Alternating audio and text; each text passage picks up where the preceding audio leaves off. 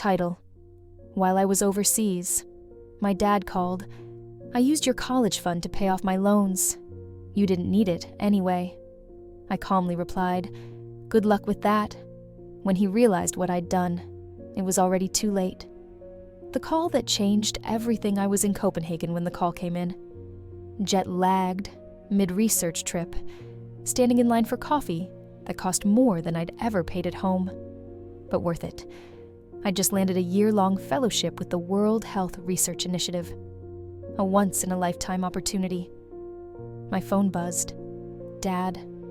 We hadn't spoken in weeks. Not because we were estranged, but because he rarely called without a reason. And when he did, it usually wasn't good. Hey, sweetheart, he said, overly casual. How's the trip? Busy, I replied, glancing at the clock. What's up? He cleared his throat. So, listen, I needed to take care of something. Nothing huge. Just a little reshuffling. I used your college fund to pay off my loans. Silence. What? Well, you got that big scholarship, didn't you? You're overseas doing research. I figured you don't need it anymore. I stepped out of line. My chest felt tight, not with panic, but with a cold kind of clarity. So, the money Mom and I saved since I was 12 is gone. Technically, it was under my name. I mean, I helped build that account too. That's when I knew. He'd planned this, probably justified it to himself 100 different ways. Okay, I said calmly. Good luck with that. Come on, don't be dramatic. This doesn't change anything. But he was wrong. It changed everything. I ended the call. No shouting, no threats, just a quiet click. Then I opened my laptop, pulled up every account, every document, every record tied to my name and his.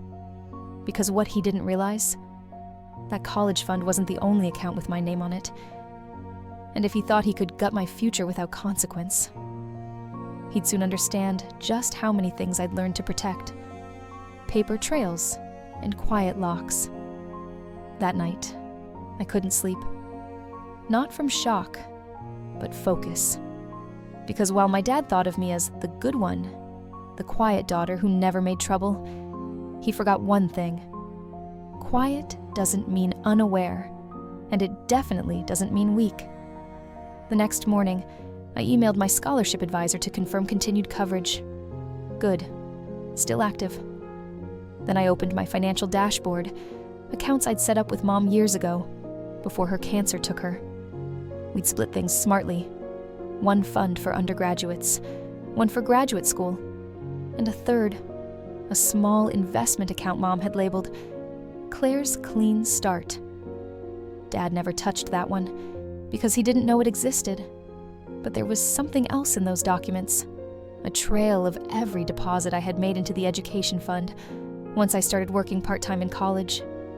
Over $12,000 of it contributed under my name, with proof, which made what he did not just immoral, but legally contestable. So I called Lydia, Mom's old estate attorney. She remembered me instantly. Your mom had her doubts about letting him co-manage your accounts, you know. She had good instincts. What exactly do you want to do? I want to reclaim what's mine, and I want to make sure he never does this to anyone else. By the end of the week, Lydia had filed a motion for a breach of fiduciary duty. I had locked my credit and flagged Dad's name on every shared asset, and I'd removed him as emergency contact, co-signer, and financial proxy. I didn't send him a warning, because this wasn't a threat. It was a notice.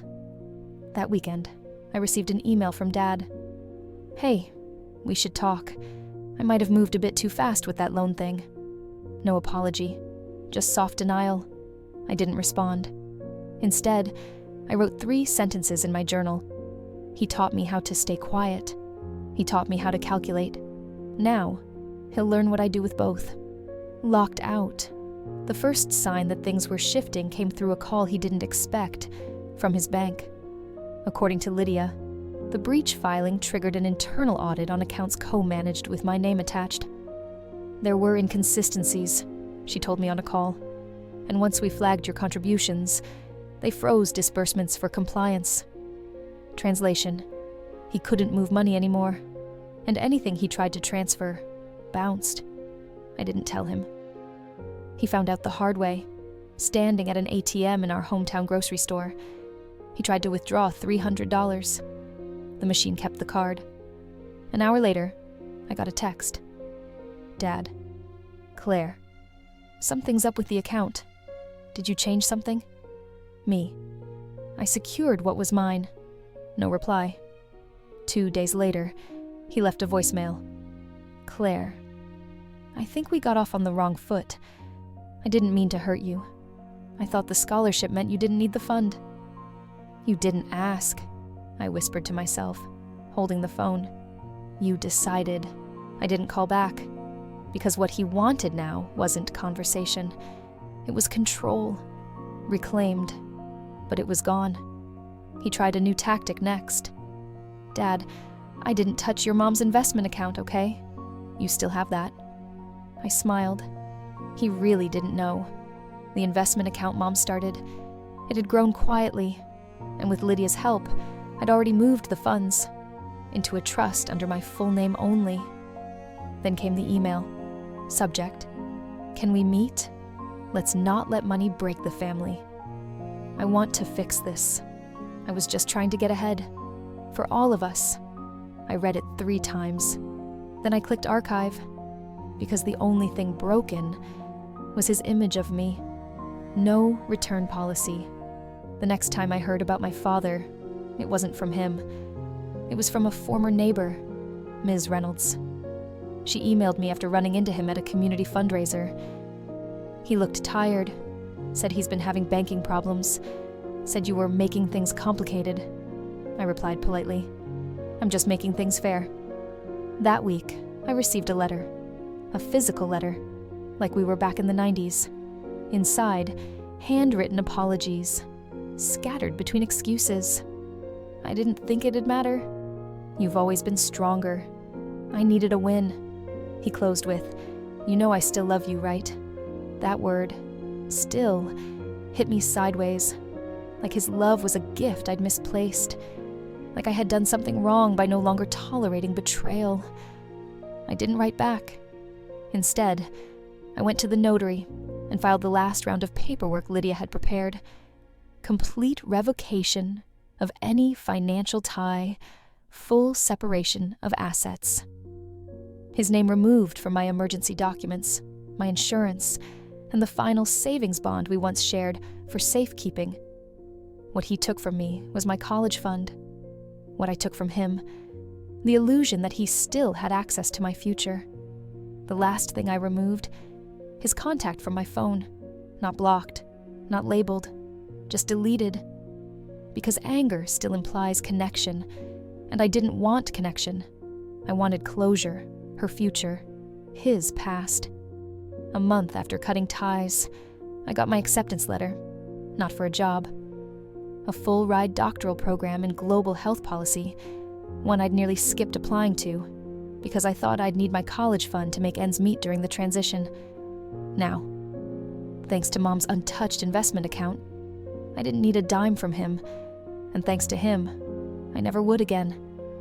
I didn't post about the acceptance, didn't brag, but word got around anyway. A mutual connection must have mentioned it, because a week later, I got an email from my father's personal account.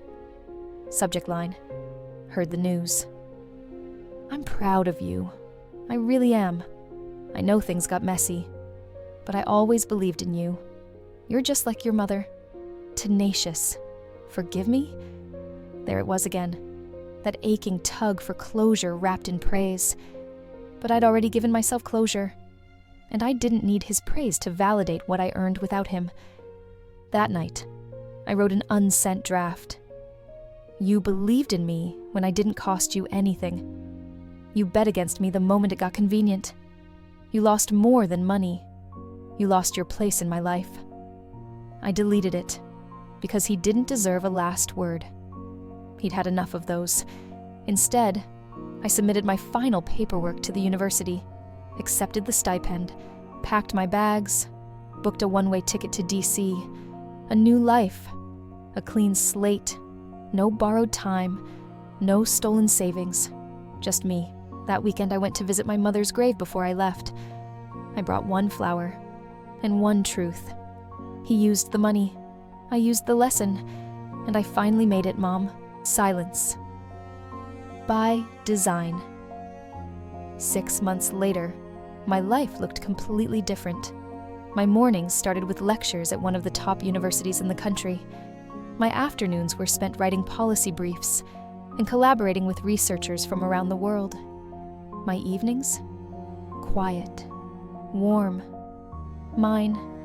No half-dreaded phone calls, no subtle guilt trips, no mental math over who might come asking for something next. The last email came on my birthday. Subject line: still your dad. I know you don't want to talk, but I hope you'll remember me. Maybe someday we can sit down and start again. I'm getting older. I've made mistakes. I'm sorry. This time, it almost sounded real. Almost. But here's the thing about people who betray you quietly. They often apologize, only when the cost of your absence becomes more painful than the guilt of what they did. And by then, you've already learned how peaceful life is without them. I didn't reply, not because I was angry, but because I was finally unreachable. Not physically, emotionally. He could send messages. He could leave voice messages. He could wonder and wish and regret, but none of that earned him access again. Some people think revenge is about taking something back. Mine was never giving another piece away. The college fund was gone, but I paid for something much more valuable: boundaries, self-trust, freedom, and a future no one could touch but me. And the next time someone says, "You didn't need it anyway," I'll smile, because they were right. I didn't need it. I needed to see who they really were. You are not alone, and you are so much stronger than you think. Tap that subscribe button to join Twisted Justice, where we share tales that heal, inspire, and remind you that even the deepest heartbreak can lead to the most beautiful new beginning. Share this with someone who needs a reminder that revenge isn't always about getting even. Sometimes it's just about getting better.